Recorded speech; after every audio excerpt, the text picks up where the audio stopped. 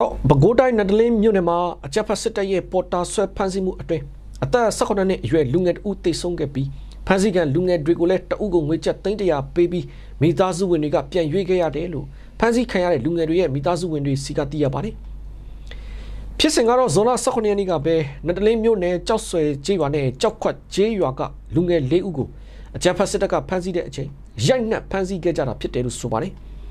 အဲ့ဒီမှာစစ်တပ်ရဲ့ရိုက်နှက်မှုကြောင့်ပေါ်တာဆွဲခံရတဲ့လူငယ်4ဦးကအသက်18နှစ်အရွယ်မောင်ကျော်တီဟဆိုတဲ့သူဟာ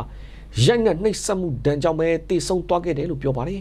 ။ကျန်တဲ့လူငယ်3ဦးက2ဦးကိုတော့မိသားစုတွေကငွေကျပ်300စီပေးပြီးရွေးထုတ်နိုင်ခဲ့ပေမဲ့နောက်ဆုံးလူငယ်2ဦးကတော့စစ်မှုထမ်းအဖြစ်ပို့ဆောင်ခံလိုက်ရတယ်လို့ဖမ်းဆီးခံရတဲ့လူငယ်တွေရဲ့မိသားစုဝင်တွေစီကသိရတာပါ။အဲ့ဒီဖြစ်စဉ်ပြီးတဲ့နောက်နတ်တလင်းမြို့နယ်ကနောက်ထပ်ကျေးရွာ4ရွာမှာနောက်ထပ်လူငယ်4ဦးကိုစစ်တပ်နဲ့ပြူစောတိတွေကထပ်မံဖမ်းဆီးခဲ့ပြီးအဲ့ဒီလူငယ်တွေကိုလည်းမိသားစုဝင်တွေကတအုပ်ကိုငွေကျပ်300စီပေးပြီးတော့ပြန်ရွေးထုတ်ခဲ့ရတယ်လို့ဒေတာတွင်းသတင်းရင်းမြစ်တွေကပြောထားပါတယ်။ဒါ့အပြင်လက်ရှိနတ်တလင်းမြို့နယ်တဲကကျေးရွာတွေမှာစစ်တပ်နဲ့ပြူစောတိတွေပေါင်းပြီး